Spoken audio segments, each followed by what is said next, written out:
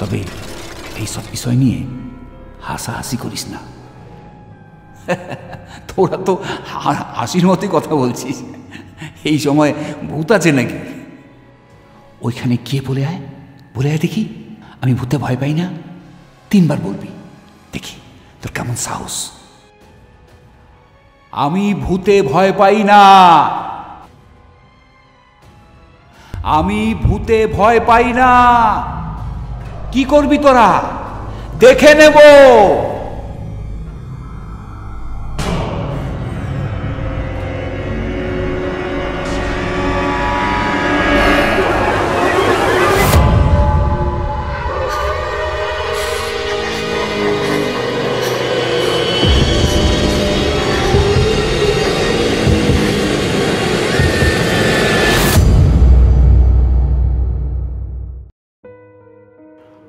অনিকেতের দাদু প্রতি বছর শীতের সময় তার শালিদের বাড়িতে বেড়াতে যায়।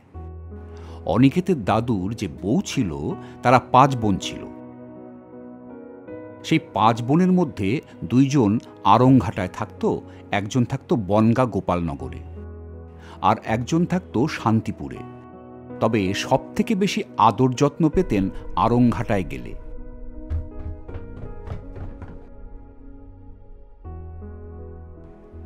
দাদু, তুমি তো আরংঘাটায় যাচ্ছ, আমাকে নিয়ে চলো। প্রতি বছরই তো লুকিয়ে লুকিয়ে বেরিয়ে যাও। এবার আমার স্কুলের ছুটিও আছে, আর আমার টিউশন পড়াও ছুটি আছে।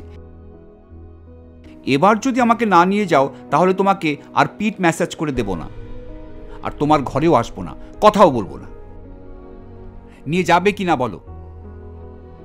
নিয়ে যেতে পারি, তবে ওখানে গিয়ে বাঁদরামি করা চলবে না, আর আমি যা বলবো তা শুনে চলতে হবে। যদি দেখি আমার কথা অমান্য করা হচ্ছে, তবে আমি তক্ষুনি ব্যাগপত্র গুছিয়ে চলে আসব, বলে দিলাম। দাদু, আমি কোনো বায়না করব না, চুপ করে থাকবো আর তোমার কথাই শুনবো। নিয়ে চলো না। মনে থাকে যেন, সকাল সকাল বেরিয়ে পড়ব। ব্যাগপত্র গুছিয়ে নিস। আমি এক্ষুনি গুছিয়ে নিচ্ছি, তুমি কোনো চিন্তা করো না।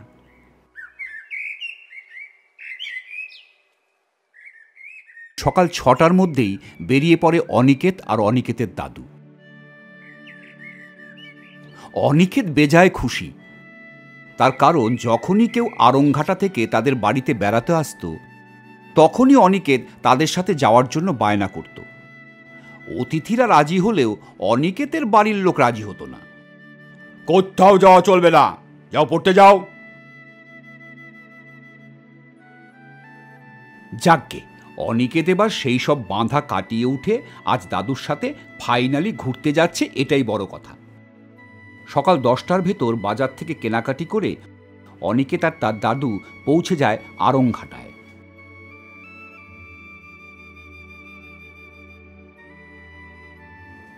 অনিকেত আর অনিকেতের দাদুকে দেখে সবাই রীতিমতো অবাক।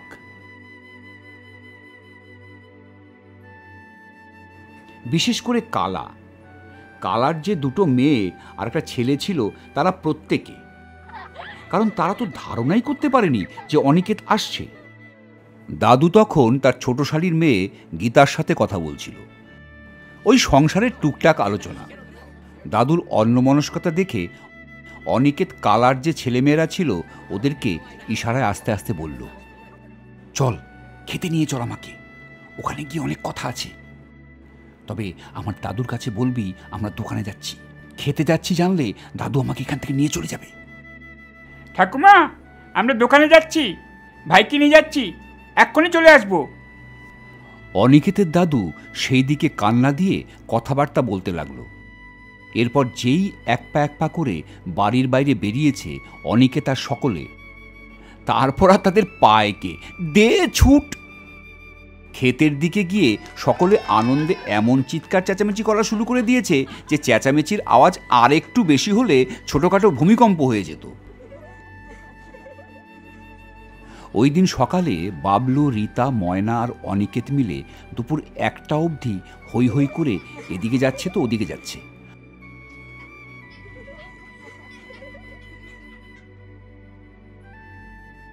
এতক্ষণ টই টই করে যখন সকলে বাড়ির দিকে ফিরছিল, অনিকেতের তখন বুক ধুকপুক শুরু হয়ে গেছে। তার কারণ অনিকেতের দাদু হয়তো বুঝে গেছে যে নাতি দোকানে না গিয়ে অন্য জায়গায় গিয়েছে। কিন্তু কালা কাকার বাড়িতে গিয়ে জানতে পারলাম দাদু তার মেজো শালির বাড়িতে গেছে। দাদু যাওয়ার আগে বলে গেছে কালা কাকার বউ অনিকেতকে খাইয়ে ঘুম পাড়িয়ে দিতে। সে নাকি রাতে একেবারে শোবার সময় আসবে। ব্যাস, অনিকেত আবারও বাদরামো করার লাইসেন্স হাতে পেয়ে গেল। অনিকেত দুপুরে কোনো রকম ৯-৬ করে খেলো। খেয়ে ঘরে গিয়ে সকলের অপেক্ষা করতে লাগলো কখন ওদের খাওয়া হবে আর অনিকেত বেরিয়ে পড়বে খেতে। সত্যি খুব সুন্দর জায়গা। তখন বিকেল 4টে বাজে। বাবলু, রীতা ও ময়নার অনেক বন্ধুবান্ধব ক্ষেতের দিকে এসেছে। অনিকেত সকলের সাথে পরিচিত হয় এবং সকলে মিলে কিছুক্ষণ গল্প করার পর ঠিক করে লুকোচুরি খেলবে। যেমন পরিকল্পনা সেই রকম কাজ। সকলে লুকোচুরি খেলা শুরু করে। অনেক বড় ক্ষেত, যে যেখানে পারছে এলোপাথারি হয়ে লুকিয়ে পড়ছে। পুরোটা বিকেল সকলে বেশ মজায় লুকোচুরি খেলে কাটায়। কিন্তু সন্ধেবেলা তখন সকলে মিলে বাড়ি যাওয়ার আগে গোল করে মাঠে বসে একটু গল্প করে নেয়, কারণ তখনও ঠিকঠাক সন্ধে হয়নি। এমন সময় কেউ একজন ভূতের প্রসঙ্গ তুলল। ব্যাস, তারপর সকলে মিলে ভূতের কথা বলতে লাগলো। কেউ বলছিল তার মামা ভূত দেখেছে, কেউ বলছিল তার বাবা কাজ থেকে আসার সময় রেল লাইনে ভূত দেখেছে। এইভাবে আলোচনা যখন জমজমাট হয়ে উঠছিল, তোরা সবাই থাম, ভূত ভূত করছিস। তোর কি জানিস এই খেতেও ভূত আছে?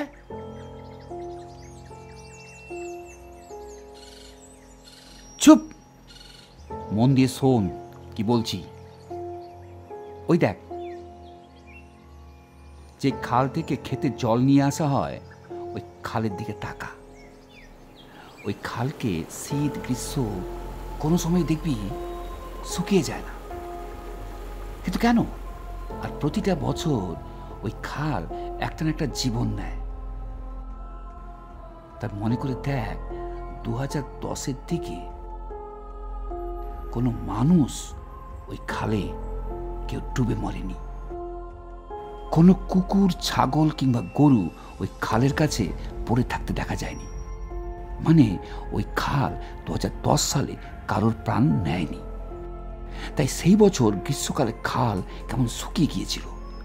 প্রতি বছরই হয় কোনো জেলে কিংবা কৃষক কিংবা কোনো প্রাণী কারোর না কারোর জান নেয়। সেবার কারোর জান নেয়নি বলে শুকিয়ে গিয়েছিল। তোরা কি বিষয়টা জানতিস? আর এই বছরে এই বিল কারোর প্রাণ নেয়নি, তবে প্রাণ নেবার চেষ্টা করবে না এমনটা কোথাও বলা নেই। কারণ প্রাণ না নিলে এই ঝিল শুকিয়ে যাবে। এদিকে আজকাল এই ঝিলের পারে কোনো প্রাণী জল খেতে আসে না। মানুষজনও ঝিলের থেকে বেশ দূরত্ব বজায় রাখে। কৃষকরাও বেশ সাবধানের সাথে ওই ঝিল থেকে পাম্পের সাহায্যে জল নেয়। এই ঝিল এখন খুবই ক্ষুধার্ত। কারোর মুখে কোনো কথা নেই, শুধু অনিকেতের ছাড়া। অনিকেত অট্ট হাসিতে ফেটে পড়ে। সে কি হাসি যা কিনা থামছিলই না। শেষে বাধ্য হয়ে রানা বলে উঠল, দেখ অনিকেত, তুই শহরে থাকিস তো এখানের অনেক কিছুই জানিস না, তবে এই সব বিষয় নিয়ে হাসাহাসি করিস না। তোরা তো হাসির মতোই কথা বলছিস, এই সময় ভূত আছে নাকি? বটে, এই ব্যাপার। তাহলে যা, ওই দেখ সামনে যে তাল গাছটা দেখতে পাচ্ছিস,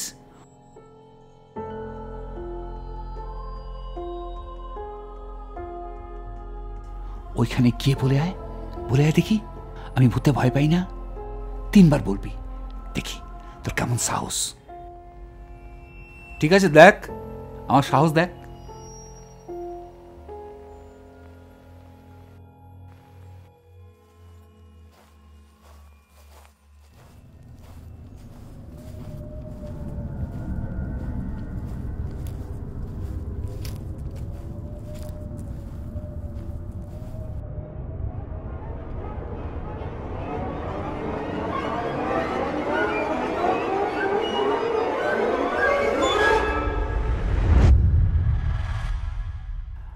আমি ভূতে ভয় পাই না।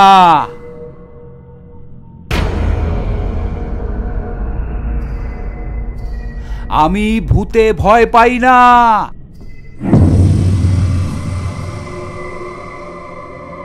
আমি ভূতে ভয় পাই না। কি করবি তোরা? দেখে নেব।